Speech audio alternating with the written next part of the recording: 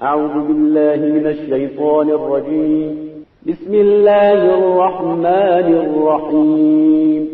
الحمد لله رب العالمين الرحمن الرحيم مالك يوم الدين. إياك نعبد وإياك نستعين. اهدنا الصراط المستقيم صراط الذين أنعمت عليهم غير المغضوب عليهم ولا الضالين. بسم الله الرحمن الرحيم. قل هو الله أحد الله الصمد لم يلد ولم يولد ولم يكن له كفوا أحد. بسم الله الرحمن الرحيم. قل هو الله أحد الله الصمد لم يلد ولم يولد ولم يكن له كفوا أحد. بسم الله الرحمن الرحيم. قل هو الله أحد الله الصمد لم يلد ولم يولد ولم يكن له كفوا أحد. بالله من الشيطان اللعين الرجيم. بسم الله الرحمن الرحيم. الحمد لله رب العالمين. الحمد لله الذي لا يبلغ مدحته القائلون ولا يحصي نعماه العادون ولا يؤدي حقه المجتهدون. الذي بعد فلا يرى وقرب فشهد النجوى تبارك وتعالى. والصلاة والسلام على سيد الأنبياء وخاتم المرسلين وشفيع المذنبين سيدنا ونبينا بالقاسم محمد. اللهم صل على محمد وآل محمد وعلى أهل بيته الطيبين الطاهرين المعصومين الذين أذهب الله عنهم الرجس وطهرهم تطهيرا. اللهم صل على محمد وآل محمد. واللعنة الدائمة الباقية لأعدائهم ومنكر فضائلهم وغاصب حقوقهم من الآن إلى قيام يوم الدين. أما بعد، فقد قال الله سبحانه وتعالى في كتابه الكريم: إن الذين يؤذون الله ورسوله لعنهم الله في الدنيا والآخرة وعد لهم عذابا مهينا. صلوات. اللهم صل على محمد وآل محمد. عزیزان گرامی، خداوند عالم نے سورہ احزاب میں جہاں مشہور معروف آیت میں محمد آل محمد پر صلوات کا حکم دیا ہے، اس کے فوراً بعد والی آیت ہے کہ وہ لوگ جو اللہ اور اللہ کے رسول کو اذیت پہنچاتے ہیں، خداوند عالم ان پر دنیا اور آخرت دونوں جگہ پہ لعنت کرتا ہے. وعد لهم عذابا مہینا، اور خداوند عالم نے آخرت میں ان کے لیے خاص عذاب کا انتظام کیا ہے. اسی آیت کو سرنامہ کلام قرار دیتے ہوئے آج ہمیں مختصراً تولا و تبرہ کے بارے میں کچھ باتیں پیش کرنی ہیں. شیعہ مذہب کی بنیاد تولا و تبرہ پہ ہے، بلکہ دین اسلام کی بنیاد تولا و تبرہ پہ ہے. ہمارا کلمہ شروع ہوتا ہے لا سے، لا الہ الا اللہ. پہلے نفی ہے، اس کے بعد اس بات ہے. ایمان کی بنیاد بھی حب اور بغض پہ ہے. ہمیں حکم دیا گیا ہے کہ خداوند عالم سے محبت کرو، اللہ کے رسول سے محبت کرو، آل رسول سے بھی محبت کرو. سورہ شورى کی مشہور آیت نمبر 23 ہے، جس میں حکم ہوتا ہے قُلْ لَا أَسْأَلُكُمْ عَلَيْهِ أَجْرًا إِلَّا الْمَوَدَّةَ فِي الْقُرْبَى. کہ رسول آپ اپنی امت والوں کو حکم دے دیں. یاد رہے کہ کسی اور گروہ کے لیے یہ حکم اس ٹائپ کا نہیں آیا ہے کہ اے محمد اپنی امت والوں سے کہہ دیں کہ ہم اپنے اس محنت کے سلسلے میں، رسالت کے کام کے سلسلے میں کوئی مجھے صلہ اور اجر تم سے نہیں چاہیے، الا المودۃ فی القربى. صرف ایک بات ہے کہ تم میرے قرابت داروں سے محبت کرو. ومن یقترف حسنۃ نزد لہ فیہ حسنا. خداوند عالم کا کہنا ہے کہ جو بھی یہ نیکی کرے یعنی آل محمد سے محبت کرے تو خداوند عالم اس نیکی میں اور مزید اضافہ کرتا ہے۔ ان اللہ غفور شکور، خداوند عالم معاف کرنے والا بھی ہے اور شکریہ بھی ادا کرتا ہے رسول کی نیابت میں کہ تم نے ان کے آل سے محبت کیا ہے۔ اس کے بعد والی آیت بھی بڑی انٹرسٹنگ ہے، اس لیے کہ کچھ لوگوں نے آ کے پھر افواہ پھیلانا شروع کر دیا کہ رسول جو ہے خاندان پرست بن رہے ہیں، اپنے آل کو جو ہے مسلط کر رہے ہیں، اور یہ ضروری نہیں ہے کہ اللہ کو حکم ہو۔ تو اس کے بعد والی بھی آیتیں اگر آپ پڑھیں، خصوصاً جو 2 آیتیں ہیں اس آیت نمبر 23 کے بعد سورہ شورى میں، وہاں یہی اعلان ہوتا ہے کہ اگر لوگ سمجھتے ہیں کہ محمد نے افترا کیا ہے، یہ اللہ کو حکم نہیں ہے، تو وہ خبردار رہیں۔ اور اس کے بعد والی آیت میں ہے، چونکہ بعد میں پھر کچھ مومنین جو ہے آئے، انہوں نے معافی مانگی اور توبہ استغفار کیا، تو خداوند عالم نے یہی کہا ہے کہ ہم جو سنسیئرلی توبہ استغفار کرتے ہیں انہیں معاف کرنے کے لیے تیار ہیں۔ تو یہ تولا اور تبرہ، یہ 2 انسانی جذبے ہیں جو خداوند عالم میں ہم میں پیدا کیا ہے۔ حب اور بغض کا تصور جو ہے یہ کوئی فورن نہیں ہے، یہ اجنبی چیز نہیں ہے، یہ انسان کے فطرت کا جز ہے۔ اور جہاں تک تولا اور تبرہ کی بات ہے، اس کے بھی مراتب ہیں، اس کے بھی طریقے ہیں۔ مثلا ایک اہم لیول جو ہے دل کا ہے کہ انسان قلبی طور پہ تولا اور تبرہ کرے۔ سورہ حجرات کی آیت نمبر 7 میں اعلان ہے، ان اللہ ولکن اللہ حبب علیکم الایمان وزینہ فی قلوبکم، کہ خداوند عالم تم سے چاہتا یہ ہے کہ اس نے ایمان کو تمہارے لیے محبوب قرار دیا ہے، یہ باعث حب ہے، وَزَيَّنَهُ فِي قُلُوبِكُمْ، اور ایمان کو تمہاری قلوب کی زینت قرار دیا ہے۔ اور اس کے اپوزٹ میں کیا ہے، وَكَرَّهَ إِلَيْكُمُ الْكُفْرَ وَالْفُسُوقَ وَالْعِصْيَانَ، اور خداوند عالم نے کفر کو اور فسق اور نافرمانی کو جو ہے تمہارے لیے ناپسند قرار دیا ہے۔ ایمان پسندیدہ چیز ہے تمہارے دلوں کے لیے، کفر اور فسوق اور عصیان جو ہے تمہارے لیے ناپسندیدہ چیز ہے، اور یہی لوگ ہیں جو صحیح راستے پہ ہیں۔ تو یہ ایک انٹرنل ایشو ہے تولا و تبرہ کے سلسلے میں۔ عملی طور پہ بھی تولا کا مطلب یہ ہے کہ جن سے آپ محبت کرتے ہیں انہیں اپنا اسوہ حسنہ قرار دیں، اور جو وہ حکم دیتے ہیں اس پر عمل کریں، جو واجب قرار دیتے ہیں اس پر عمل کریں، جو روکتے ہیں جن باتوں سے ان سے پرہیز کریں، بلکہ اپنی زندگی کو ان کے پسند اور ناپسند کے اصول کے مطابق ڈال دیں۔ اس کے بعد ایک لیول ہے جو زبان کا ہے، کہ ہمیں یہ تولا اور تبرہ، یہ حب اور بغض کا جو تصور ہے، ہمیں قلب اور زبان کے لیول پر بھی لانا چاہیے۔ اور اس کی واضح ترین مثال جو اہل بیت علیہ السلام نے ہمیں دی ہے، وہ در حقیقت زیارتوں کی شکل میں ہے۔ زیارت یہ کیا ہے؟ اس کی حقیقت کیا ہے؟ زیارات جو ہیں یہ در حقیقت اظہار حب اور بغض ہے۔ یہ تولا و تبرہ کا ایک طریقہ ہے، اور یہ زیارات جو ہے اس کا رواج اور اس کے الفاظ بھی جو ہمارے پاس آئے ہیں وہ ہمارے ائمہ اہل بیت کی طرف سے آئے ہیں، علماء کی ایجاد نہیں ہے یہ۔ مثلا یہ زیارت عاشوراء جو آج کل پاکستان میں بڑا کنٹروورشل ایشو بن چکا ہے، امام محمد باقر علیہ السلام کی طرف سے یہ وارد ہوا ہے۔ اللہم صلی علی محمد وآلہ۔ اس زیارت عاشوراء کا متن جو ہے ہمیں امام سے ملا ہے، اور اس میں آپ دیکھیں گے اس میں 4 چیزیں ہیں۔ ایک غم اور حزن کا پہلو ہے جہاں مصائب کا ذکر ہے، اس کے بعد ایک وہ پہلو ہے جہاں ہم تجدید عہد کرتے ہیں، تجدید بیعت کرتے ہیں اہل بیت کے ساتھ، خصوصاً جہاں یہ کہا جاتا ہے خداوندہ ہمارے حیات کو محیا محمد آل محمد قرار دے، یعنی ہماری حیات کو اسی راستے پر رکھ جو محمد آل محمد کی حیات تھی، اور ہماری ممات اور موت کو بھی اسی راستے پر چلا جہاں ہم آخر وقت تک محمد آل محمد کے ساتھ رہیں۔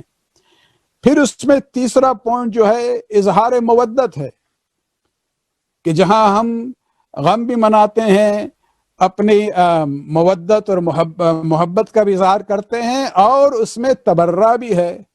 جو قاتلان امام حسین ہیں، جنہوں نے یہ پورا سسٹم ظلم کی تاسیس کی تھی، ان سے بھی برات کی بات ہوتی ہے۔ اور اسی سلسلے میں جس موضوع کی طرف اب ہم آنا چاہ رہے ہیں وہ یہی ہے کہ اس میں اعتراض کرتے ہیں لوگ کہ بھئی اس میں تو کچھ صحابہ پر بھی لعن طعن کی بات ہوتی ہے۔ آج کل کے حالات کو دیکھتے ہوئے، خصوصاً پاکستان کے حوالے سے، ہم سمجھتے ہیں کہ صحابیت پر گفتگو جو ہے لازمی ہے، تاکہ شیعہ موقف جو ہے ہم لوگوں کے لیے بھی واضح رہے، اور جو دوسرے سننے والے ہیں وہ بھی اگر سمجھنا چاہتے ہیں کھلے ہوئے دل و دماغ سے تو وہ سن لیں۔ اور اس میں کوئی چھپانے کی بات نہیں ہے، بات جو ہے عقل اور منطق کی بنیاد پر ہے، بات جو ہے قرآن اور حدیث نبوی کی بنیاد پر ہے۔ ایک بار صلوات پڑھنے پہلے۔ اللهم صل على محمد وآل محمد۔ آئیے پہلے ہمارے برادران اہل سنت والجماعت کا نظریہ صحابہ کے سلسلے میں کیا ہے۔ ایک تصور ان کے یہاں ہے جہاں وہ کہتے ہیں کہ نظریت العدالہ، یعنی ان کا یہ کہنا ہے کہ تمام کے تمام اصحاب رسول، ہزاروں کی تعداد میں، یعنی صحابی اسے کہتے ہیں کہ جس نے ایک بار بھی رسول کی زیارت کی ہو، اس ڈیفینیشن کے لحاظ سے ہزارہ جو اصحاب ہیں ان کے بارے میں یہ کہتے ہیں کہ ہمارا یہ عقیدہ ہے کہ یہ سب کے سب عادل ہیں اور جنتی ہیں۔ اگر ان سے سوال کیا جائے کہ بھئی مطلب کیا آپ کا، کیا یہ مانتے ہیں کہ جتنے صحابہ ہیں سب کے سب معصوم ہیں؟ اس لیے کہ جب ہم صرف 14 معصوم کی بات کرتے ہیں تو آپ کہتے ہیں یہ غلو ہے، ایگزیجریشن ہے، آپ نے تو ہزار لوگوں کو جو ہے معصوم بنا دیا۔ تو وہ کہتے ہیں نہیں ہم ان کو معصوم نہیں مانتے ہیں، ہاں وہ غلطی کر سکتے ہیں، لیکن ان کی غلطی جو ہے وہ خطأ اجتہادی ہے۔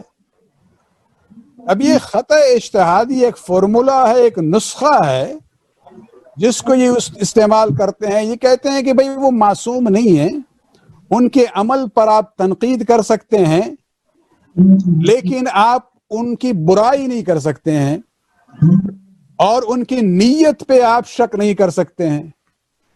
مثلا ان لوگوں کا اعتراض نہیں ہوگا کہ اگر مولانا مودودی نے کتاب لکھ دی خلافت و ملوکیت، یعنی انہوں نے تنقید کی ہے معاویہ کی کہ بھئی اس سے پہلے خلافت کا سسٹم تھا، اس نے آ کے جو ہے ملوکیت، مونارکی کا سسٹم، بادشاہت کا سسٹم ایجاد کر دیا، اور انہیں اس بات پر اعتراض تھا مولانا مودودی کو، انہوں نے کتاب لکھ دی۔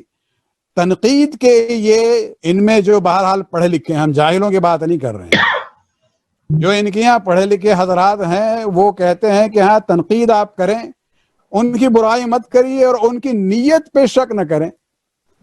مثلا ان سے اگر پوچھا جائے کہ بھائی جنگ جمل میں ایک طرف علی بن ابی طالب علیہ السلام ہیں اور دوسری طرف طلحہ زبیر اور عائشہ ہیں، سب کے سب جو ہے صحابہ ہیں آپ کے لحاظ سے، لیکن یہ ایک دوسرے کے خلاف تھے، یہاں تک کہ انہوں نے جنگ لڑی۔ تو ان کا فارمولا وہی جو ہے نا خطأ اجتہادی والا، وہ کہیں گے بھائی ان میں سے علی نے بھی اجتہاد کیا، طلحہ اور زبیر اور عائشہ نے بھی اجتہاد کیا، ہاں علی کا اجتہاد صحیح تھا، ان دوسروں کا اجتہاد جو ہے غلط تھا، وہ خطأ اجتہادی ہو گئی ہے۔ لیکن چونکہ علی کا اجتہاد صحیح تھا تو علی کو ڈبل ثواب ملے گا اس اجتہاد پہ، وہ دوسرے حضرات چونکہ نیت اچھی تھی لیکن نتیجہ غلط نکلا تو انہیں صرف ایک ثواب ملے گا۔ یعنی ایک فارمولا بنایا ہے کہ آپ جو ہے اس پر آپ ان کی نیت جو ہے اس پہ شک نہ کریں۔ ارے بھائی یہ کون سی آخر نیک نیتی کی بات ہو رہی ہے؟ یاد رہے کہ اس نیک نیتی کی وجہ سے 15,000 مسلمان مارے گئے، جنگ جمل میں؟ یہ کس عقل سے آپ جو ہے اس بات کو قبول کرنے کے لیے تیار ہیں؟ تو اس مسئلے کو ذرا ٹھنڈے دماغ سے سوچیں کہ یہ فارمولا جو بنایا گیا ہے یہ قابل قبول نہیں ہے. تو یہ بہرحال ان کی انڈرسٹینڈنگ ہے صحابیت کے بارے میں. آئیے شیعوں کا نظریہ کیا ہے؟ صلوات پڑھنے ایک بار اور. اللهم صل على محمد وآل محمد. شیعی نقطہ نظر سے صحابیت بہرحال فضیلت ہے، اس میں کوئی دو رائے نہیں ہے، لیکن اس کا مطلب یہ نہیں ہے کہ اگر کسی نے رسول اسلام کو ایک بار دیکھ لیا اور رسول کے نظر سے نظر مل گئی تو ٹیلی پیتھی ہو گئی اور آٹومیٹکلی یہ لوگ جو ہیں عادل بن گئے. اس بات کو ہم لوگ ماننے کے لیے تیار نہیں ہیں. صحابیت فضیلت ضرور ہے، لیکن اس سے جو ہے صحابی آٹومیٹکلی عادل نہیں بن جاتا ہے. قوانین اسلام جماعت صحابہ پر بھی اسی طرح سے لاگو ہوتے ہیں جس طرح سے دوسرے مسلمان پر لاگو ہوتے ہیں. ان پر بھی واجبات و محرمات اسی طرح سے لازمی تھے جس طرح سے ہم پر اور آپ پر لاگو ہیں. حدود و تعزیرات کی جو بات ہوتی ہے، سزا اور جزا کا جو سسٹم ہے شریعت میں کہ کوئی غلط کام کرے تو ایک کچھ کہیں حد ہے کہیں تعزیر ہے، اس قانون کو بھی ان پر بھی نافذ کیا جاتا تھا. تو ہم لوگوں کا موقف، شیعوں کا موقف یہی ہے کہ اگر کوئی صحابی عقیدہ و عمل کے لحاظ سے صحیح ہو تو اس صحابی کو ہم سلام کریں گے، اسے ہم نمونہ اور اسوہ حسنہ قرار دیں گے. وہ ہمارے لیے نمونہ ہوگا کہ کس طرح سے آپ رسول کی پیروی کریں اور اپنے امام وقت کی پیروی کریں. ہمارے لیے مثالیں بہت ہیں، لیکن مشہور نام سب جانتے ہیں. ہمارے لیے سلمان فارسی ہیں، اس ٹائپ کے صحابی جو ہمارے لیے نمونہ ہیں. جناب ابو ذر غفاری ہیں، یہ وہ لوگ ہیں جو ایمان کے 10ویں درجے اور 9ویں درجے پر فائز تھے. جناب مقداد ہیں، جناب عمار بن یاسر ہیں. تو یہ وہ لوگ ہیں کہ جو عقیدے اور عمل کے لحاظ سے ٹھیک ٹھاک لوگ تھے، معصوم نہیں تھے. وہ ہماری طرح غیر معصوم تھے اور ہمارے لیے یہ اسوہ حسنہ اور مثال ہے اور ہم ان کو سلام کہیں گے. لیکن اگر کوئی ایسا صحابی ہو کہ جو عقیدے کے اعتبار سے اور عمل کے اعتبار سے بھی کمزوریاں پائی جاتی ہیں تو اس صحابی کو ہم اپنا رول ماڈل اور اپنا اسوہ حسنہ، نمونہ اور مثال نہیں بنائیں گے. قرآن کی کوئی ایسی آیت نہیں ہے جہاں ہمیں یہ حکم دیا گیا ہے کہ جو بھی وہ کرتے ہیں آپ ان کو جو ہے اپنا اسوہ حسنہ قرار دیں. نہیں. صلوات پڑھنے ایک بار اور. اللهم صل على محمد وآل محمد. چلے قرآن کو جا کے دیکھ لیں کہ بھائی جنہیں ہم صحابہ کہتے ہیں جو رسول اسلام کے زمانے میں مدینہ میں رہتے تھے، ان میں کس ٹائپ کے لوگ ہوتے تھے؟ کیا سب کے سب جو ہے وہ عادل تھے؟ نہیں. سب سے پہلی جو آیت ہم پیش کرنا چاہیں گے وہ سورہ توبہ کی آیت نمبر 101 ہے، جس میں خداوند عالم کا ارشاد ہو رہا ہے وَمِمَّنْ حَوْلَكُمْ مِنَ الْأَعْرَابِ مُنَافِقُونَ، کہ اے مومنین تمہارے اطراف میں، یعنی مدینہ کے اطراف میں جو اعراب تھے، اعراب سے مراد وہ بدو عرب ہیں جو صحرا میں ڈیزرٹ میں رہتے ہیں، بیڈوین جسے کہا جاتا ہے انگریزی میں، کہ ان بدو عرب میں تمہارے ارد گرد جو ہیں ایسے لوگ ہیں جو منافق ہیں. نہ صرف بدو عرب جو مدینہ کے باہر ہیں، وَمِنْ أَهْلِ الْمَدِينَةِ، یہ حدیث نہیں ہے، یہ تاریخ نہیں ہے، یہ خداوند عالم کا کلام ہے. وَمِنْ أَهْلِ الْمَدِينَةِ، نہ صرف اعراب جو بدو عرب ہیں بلکہ اہل مدینہ میں بھی منافقین ہے. مردو علی النفاق، کہ جو ڈوبے ہوئے تھے نفاق میں. کیا ہمارے پاس کوئی شناخت ہے، لسٹ ہے کون تھا؟ کوئی نہیں تھا. بعد والی آیت سنیں، بعد والا جملہ سنیں، لا تعلمهم، خداوند عالم رسول اسلام سے فرما رہا ہے کہ اے محمد آپ کو بھی ان سب کے بارے میں آپ کو خبر نہیں ہے. نحن نعلمهم، ہم انہیں جانتے ہیں. خدا کہتا ہے وَنُعَذِّبُهُمْ مَرَّتَيْن، اور انہیں ہم ڈبل عذاب دیں گے، ثُمَّ يُرَدُّونَ إِلَىٰ عَذَابٍ عَظِيمٍ، اور اس کے بعد عذاب عظیم کی طرف یہ لے جائیں گے۔ یہ آیت کب نازل ہوئی ہے؟ یہ نہیں ہے کہ مثلا صدر اسلام میں نازل ہوئی تھی، بعد میں سب ٹھیک ٹھاک لوگ تھے، نہیں، یہ سورہ توبہ کی آیت نمبر 101 ہے، اور سورہ توبہ جو ہے سن 9 ہجری میں نازل ہوا ہے، یعنی رسول اسلام کی وفات سے 1.5 سال پہلے کی بات ہو رہی ہے، یعنی we are looking at the latter stage of the prophet's life, کہ جہاں جو ہے خود خداوند عالم کہہ رہا ہے کہ نہ صرف بدو عرب میں بلکہ اہل مدینہ میں بھی مردوا علی النفاق، لوگ ہیں جن کے دل میں نفاق ہے۔ یہ پہلی آیت۔ دوسری آیت آپ دیکھیں جہاں تضاد خداوند عالم پیش کر رہا ہے، سورہ سجدہ کی آیت نمبر 18، جس میں ارشاد ہو رہا ہے افمن کان مؤمنا کمن کان فاسقا لا یستوون، کیا وہ بندہ جو مومن ہے کیا وہ برابر ہے اس کے جو فاسق ہے؟ یہاں مومن سے مراد در حقیقت یعنی وہ مسلمان جو پابند اسلام ہو۔ ایک تو مسلمان ہے نا، لیکن وہ مسلمان جو پابند ہو، کمیٹڈ بلیور ہو، اسے ہم مومن کہتے ہیں۔ تو خداوند عالم کا کہنا ہے کہ اچھا فاسق کون ہے؟ وہ کوئی کافروں کی بات نہیں ہوئی، فاسق کا عنوان مسلمان ہی کے لیے استعمال ہوتا ہے، یعنی وہ جو فسق کرے، گناہ کرے علی الاعلان۔ ارشاد ہو رہا ہے کہ وہ شخص جو مومن ہے وہ جو ہے فاسق کے برابر نہیں ہے، ان کا مرتبہ سب ایک نہیں ہے۔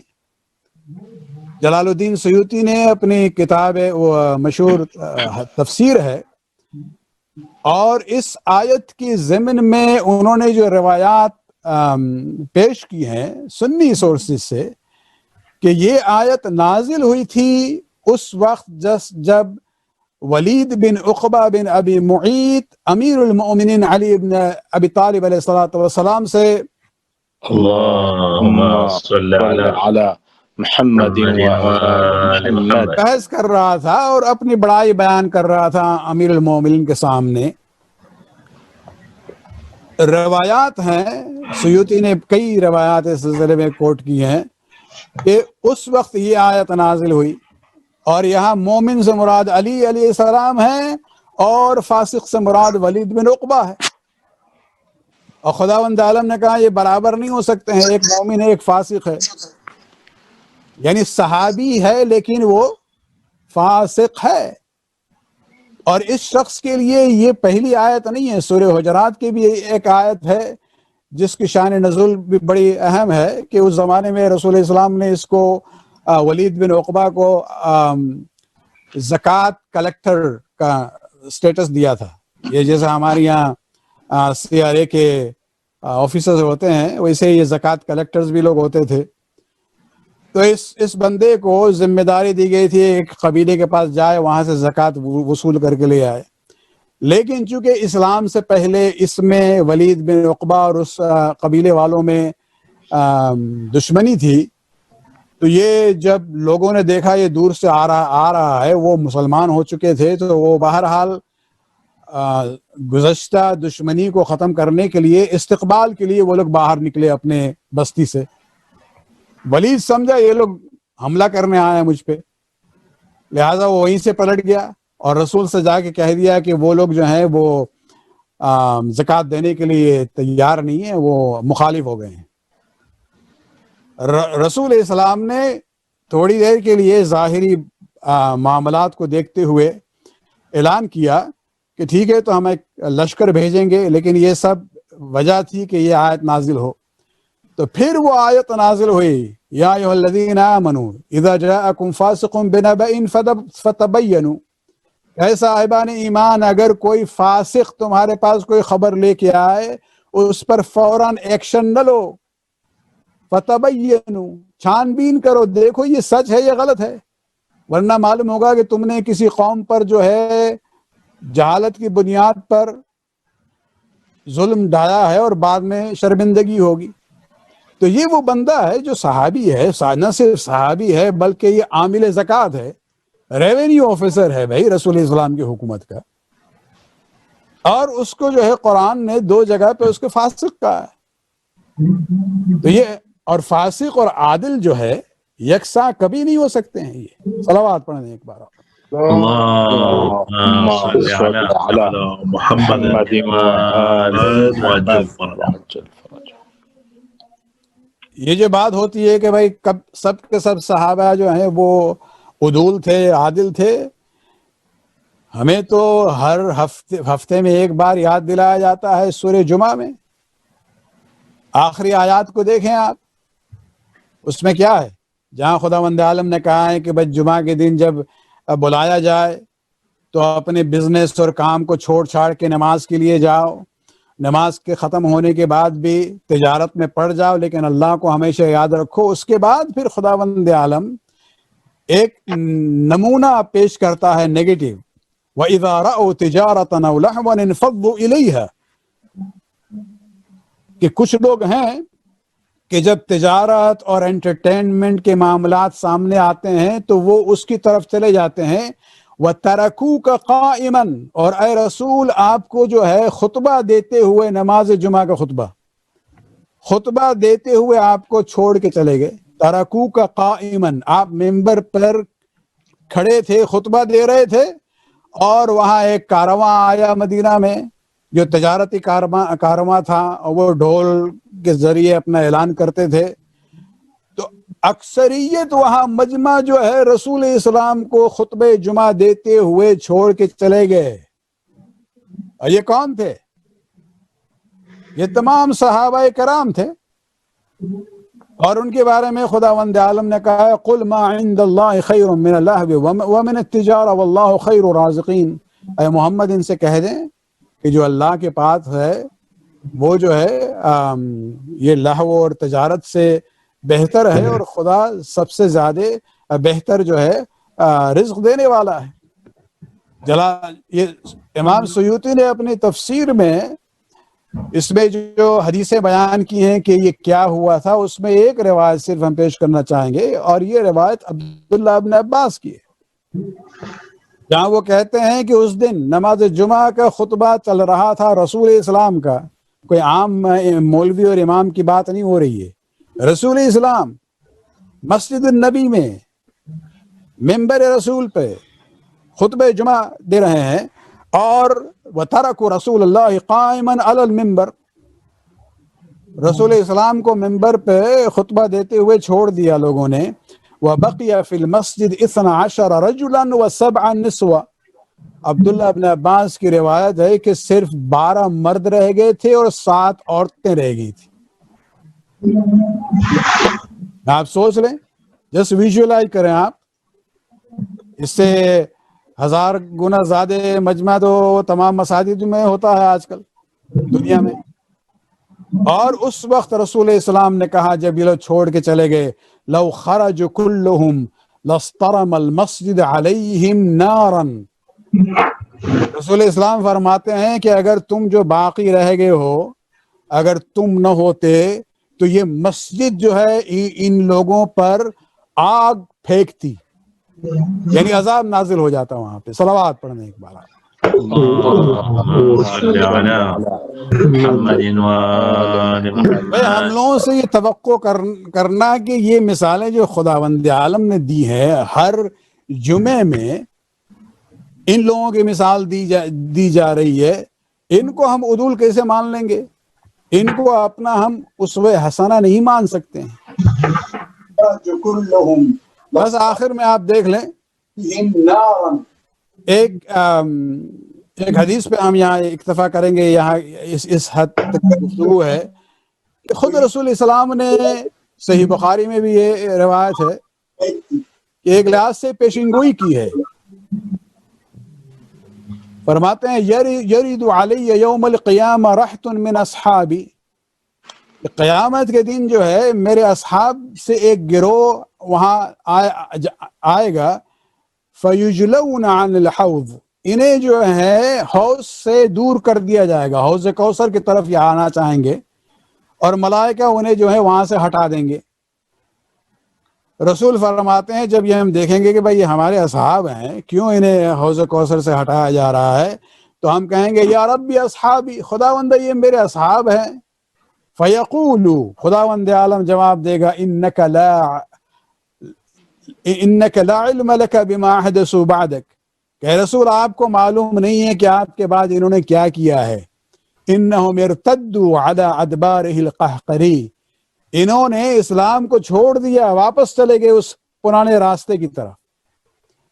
تو خود رسول اسلام نہ صرف یعنی قرآن سے ہمیں مثالیں مدینہ کی ملتی ہیں، یہ تاریخ کا حوالہ ہم نے نہیں دیا ہے، اس حدیث میں صحیح بخاری کی ہے کہ قیامت کے دن بھی کچھ اصحاب ہوں گے جن کو حوض کوثر سے دور کر دیا جائے گا، اور خداوند عالم فرمائے گا رسول سے آپ کو نہیں معلوم ہے کہ آپ کے بعد انہوں نے کیا کیا ہے۔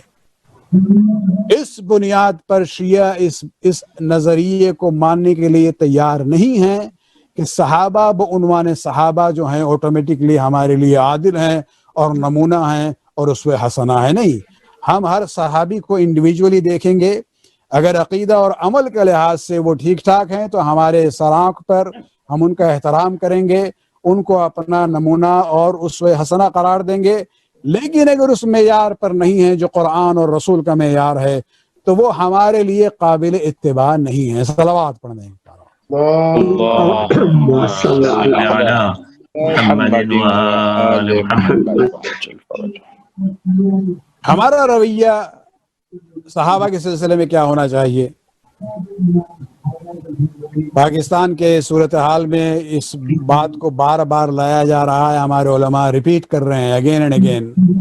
ہمارے مراجع اعظام من جملہ آیت اللہ العظمیٰ سید علی سستانی اور آیت اللہ سید علی خامنئی اور آیت اللہ ناصر مکارم شیرازی، آیت اللہ وحید خراسانی اور دوسرے مراجع، وہ سب یہ کہتے ہیں کہ بھئی اہل سنت کے مقدس شخصیتوں کی توہین کرنا منع ہے۔ دیکھیے یہاں توہین سے مراد کیا ہے؟ یہ نہیں کہا جا رہا ہے کہ آپ جو ہیں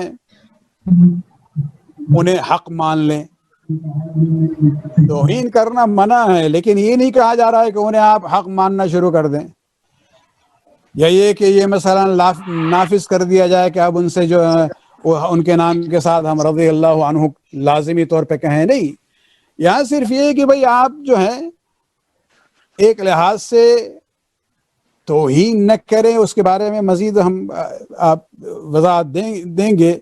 یہاں علماء ہمارے مراجع یہ نہیں کہہ رہے ہیں کہ آپ جو ہیں تاریخی واقعات کا ذکر نہ کریں، عقائد پر گفتگو کرنا واجب ہے، ورنہ بعد والی نسل کو صحیح عقیدہ کیسے معلوم ہوگا؟ تاریخ کا سمجھنا ضروری ہے، ورنہ بعد والی نسل جو ہے انہیں کس طرح سے معلوم ہوگا کہ کیا صحیح تھا کیا غلط تھا۔ لیکن آپ چاہے عقیدے کی بات کریں، تاریخ کی بات کریں، شرط یہ ہے کہ آپ کی زبان شائستہ ہو اور مہذب ہو۔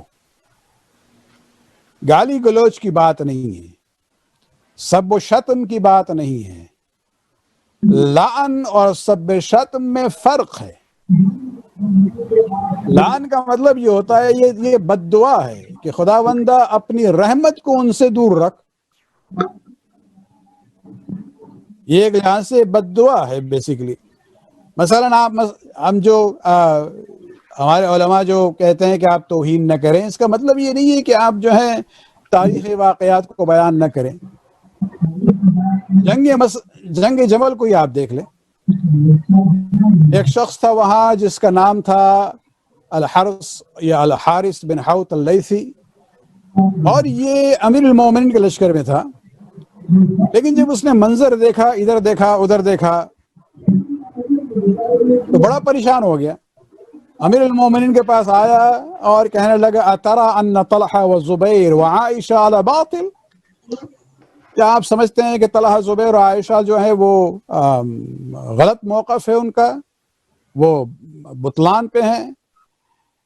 اس لیے کہ سب کے سب صحابی تھے، سب کے سب مہاجر تھے۔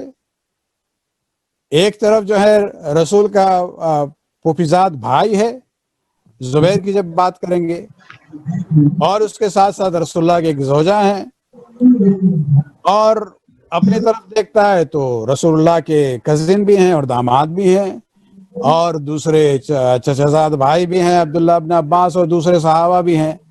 وہ شخص جو ہے بڑا تشویش میں پڑ گیا، کنفیوژن میں پڑ گیا.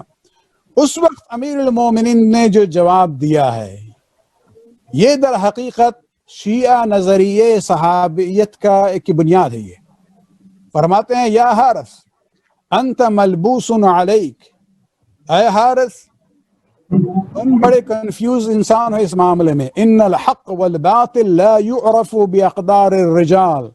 دیکھو حق اور باطل کی پہچان جو ہے لوگوں سے نہیں ہوتی ہے، شخصیتوں سے نہیں ہوتی ہے. اعرف الحق تعرف اہلہ وعرف الباطل تعرف اہلہ. پہلے حق اور باطل کو پہچانو، جو حق کے ساتھ ہے وہ صحیح ہے، جو باطل کے ساتھ ہے وہ غلط ہے. حق اور باطل جو ہے وہ شخصیتوں کے ذریعے نہیں پرکھا جاتا ہے، بلکہ شخصیتوں کو آپ کو پرکھنا پڑے گا کہ یہ حق کے ساتھ ہے یا باطل کے ساتھ ہیں. صلوات پڑھنے ایک بار.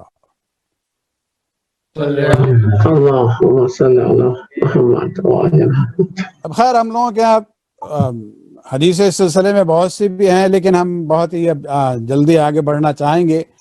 آپ جنگ صفین کو بھی دیکھ لیں.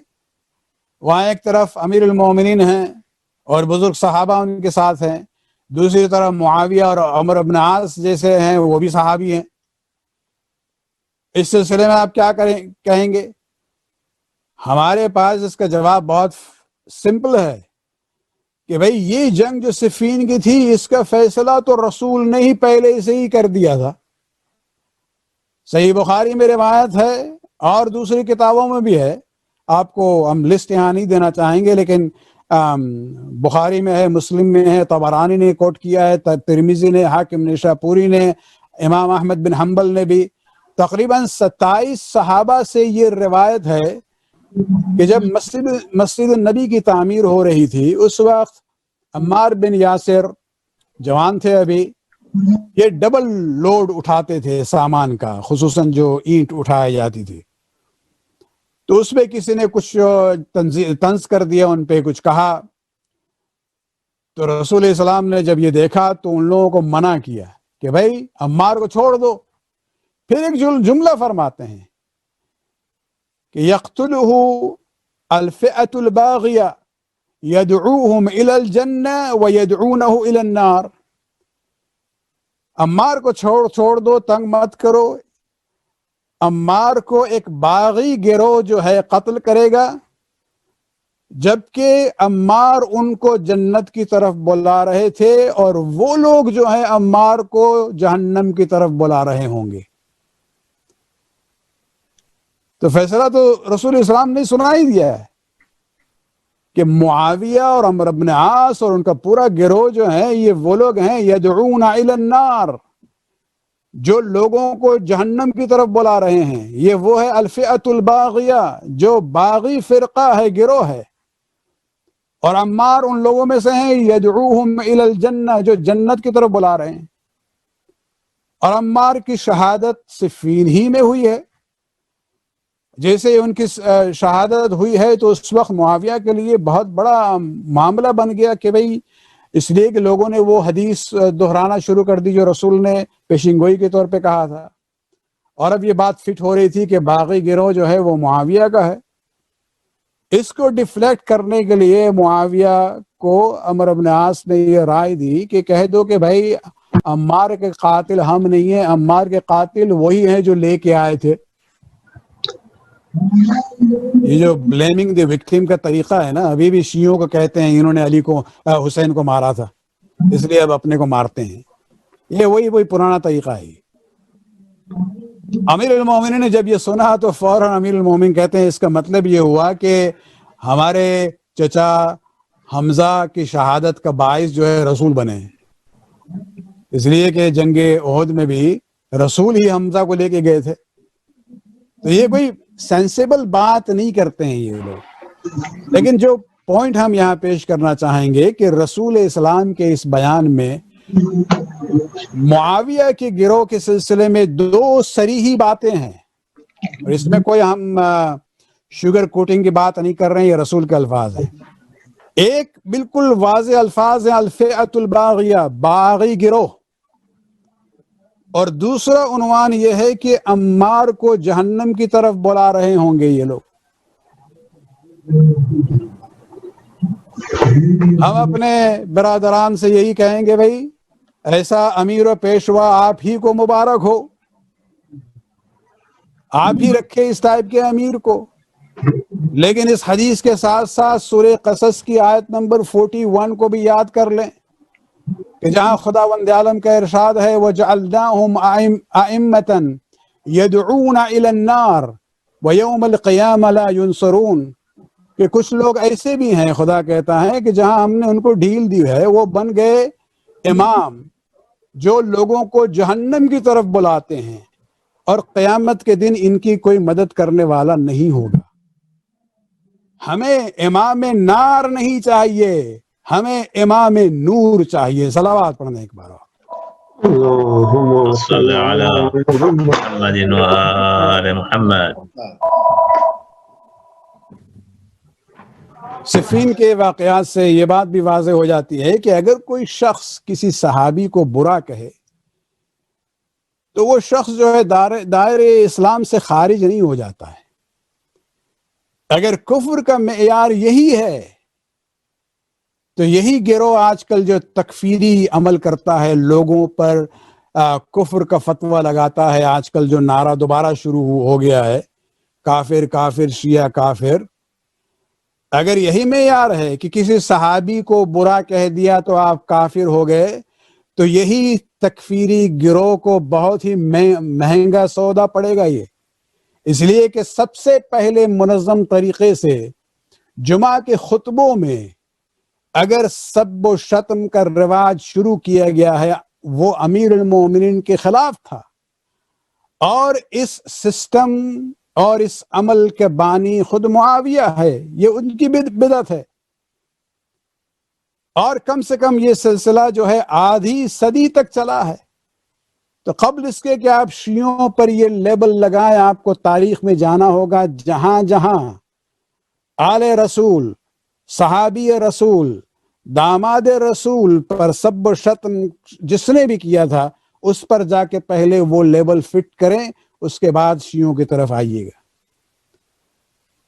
بلکہ ہم یہی کہتے ہیں کہ جب آپ رضی اللہ عنہ کہتے ہیں ان کے بارے میں تو ہم تو کہتے ہیں کہ ہم آپ کے مقدسات کی توہین نہیں کریں گے، لیکن اس کے مقابلے میں ہم بھی تو چاہتے ہیں کہ جب آپ انہیں رضی اللہ عنہ کہتے ہیں تو آپ ہمارے مقدسات کی توہین کرتے ہیں، اور یہ ہمارے لیے قابل قبول نہیں ہے کہ آپ ہمیں تکلیف پہنچاتے ہیں اس لحاظ سے۔ صلوات پڑھنے ایک بار۔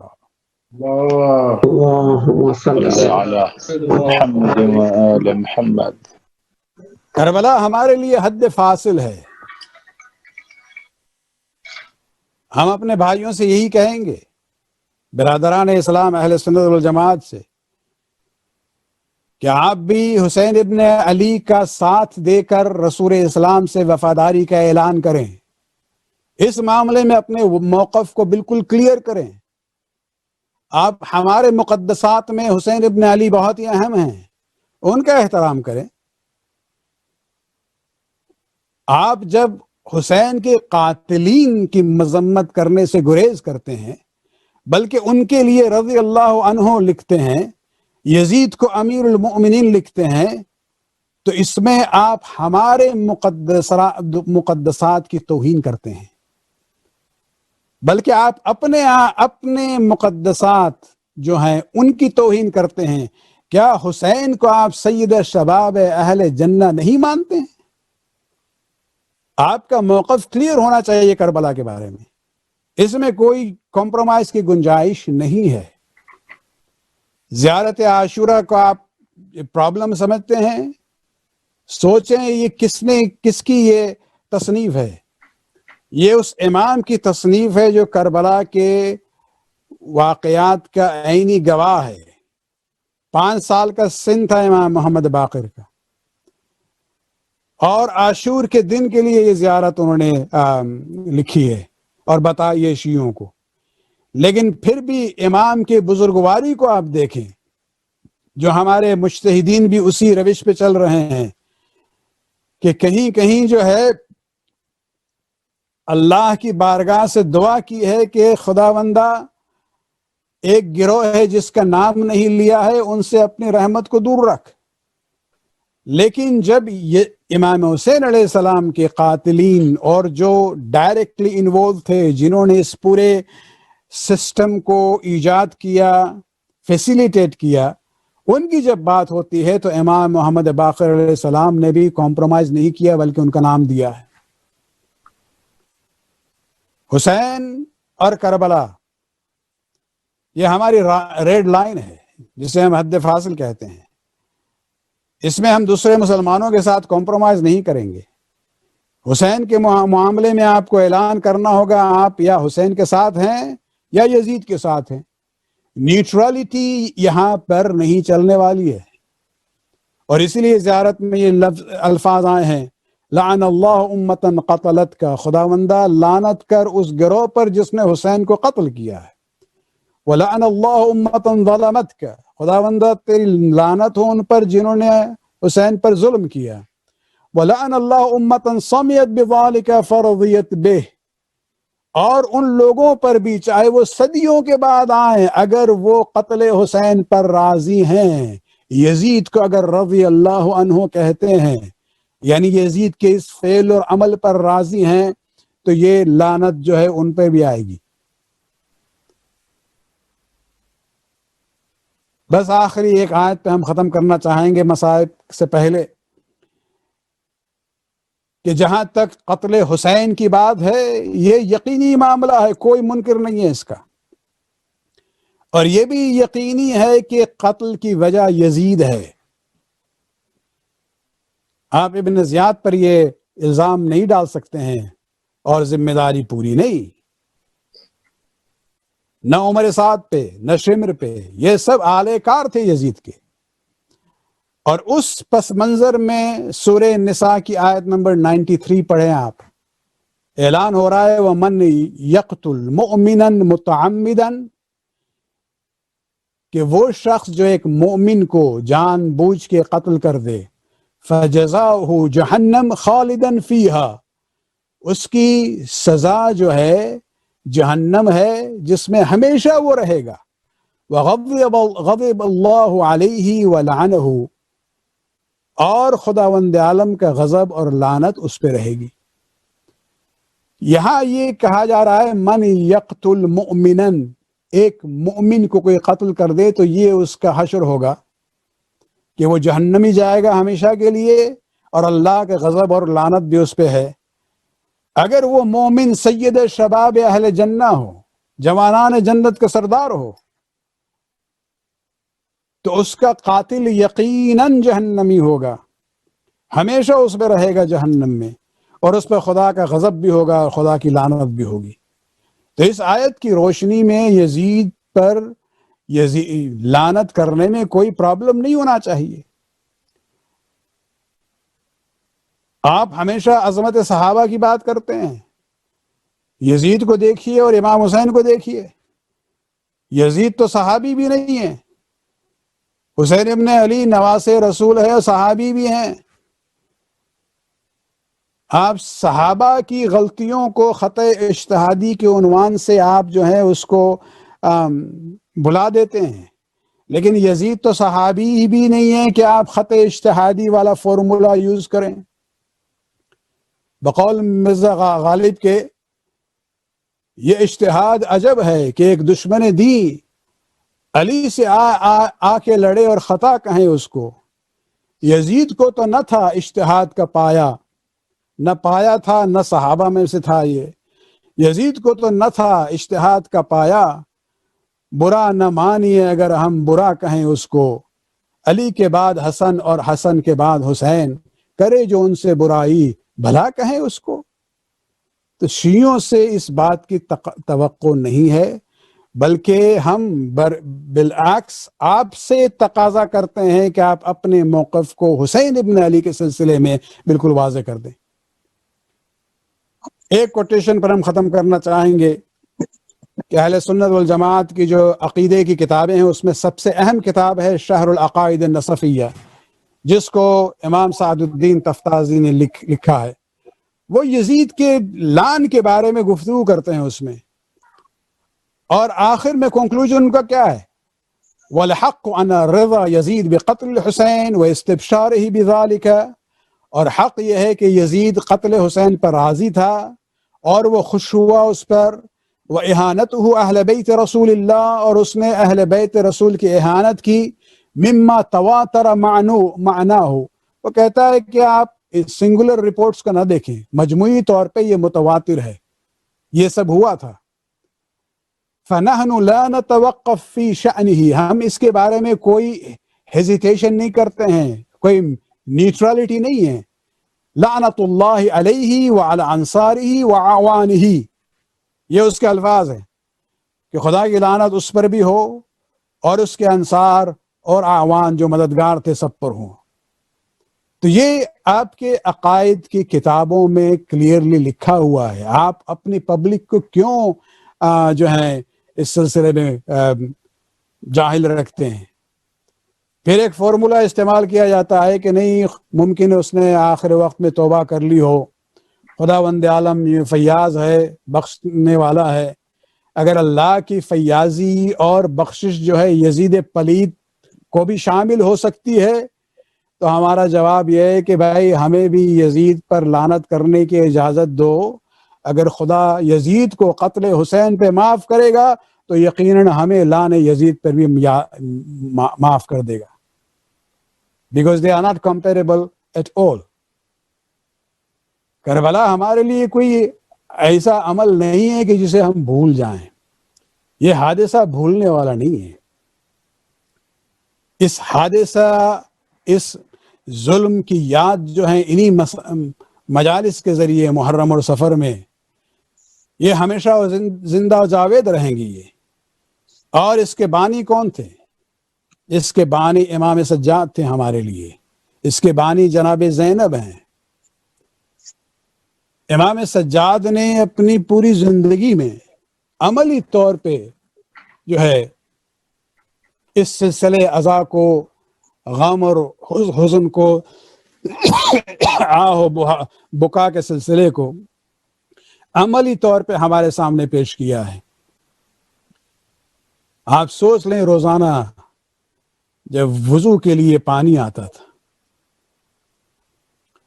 مولا کی نظر جاتی تھی، بابا کی پیاس کو یاد کرتے تھے۔ عجب نہیں کہ کبھی کبھی اصغر کا چہرہ نظر آتا ہو۔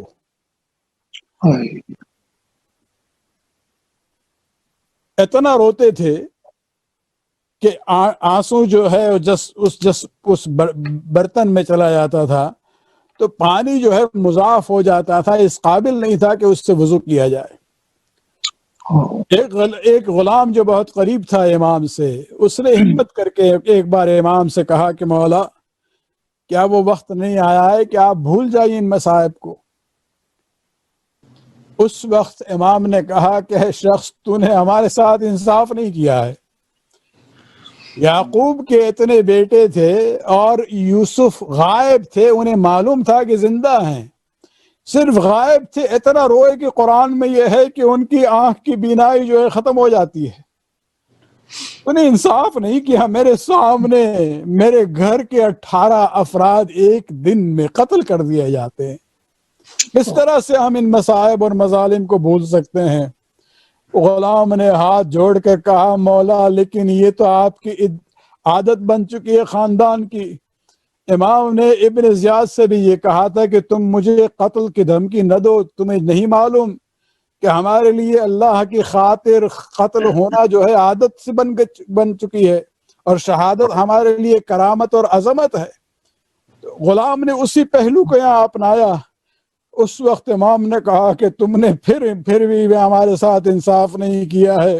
ہم بابا کی شہادت کو بھول سکتے ہیں، بابا کی لاش کی پامالی کو بھول سکتے ہیں، اصغر اور اکبر کی شہادت کو بھول سکتے ہیں، لیکن یہ بتاؤ یہ سب ہمارے خاندان کی عادت تھی، لیکن یہ بتاؤ کہ ہماری ماں بہن اور کی چادر کو لوٹا جانا، ان کے بازو پر رسن باندھنا، انہیں قیدی بنانا، یہ بھی کیا ہمارے خاندان کی عادت اور وراثت میں ہے؟ سردار حسین امام زین العابدین علیہ اگر بازار سے گزرتے اور قصاب کی جو دکان سے دور سے نظر آئے، جو ہے گوشت کے اوپر جو ہے ایک چادر ڈال دیتا تھا تاکہ امام کی نظر وہاں نہ جائے، لیکن امام رکتے تھے اور پوچھتے تھے آپ یہ بتاؤ کہ اس جانور کو ذبح کرنے سے پہلے تم نے پانی پیا تھا؟ اے مولا، آپ کی جد کی سیرت ہے کہ جانور کو ذبح کرنے سے پانی دیا جائے۔ اس وقت عابد بیمار کہتے تھے لیکن ہائے میرے بابا، انہیں جب ذبح کیا گیا ہے انہیں پانی کا ایک قطرہ بھی نصیب نہ ہوا۔ حضرت حسین امام زین العابدین سے جب بھی یہ پوچھا گیا تھا کہ مولا سب سے زیادہ آپ کو اذیت کہاں ہوئی ہے، عاشور کا ذکر نہیں کیا، شام غریبہ کا ذکر نہیں کیا، کے بازار کا ذکر نہیں کیا، 3 بار کہتے ہیں الشام الشام الشام۔ اس طرح سے اہل حرم کی بے حرمتی وہاں ہوئی ہے اسے ہم کبھی بھی بھول نہ سکے۔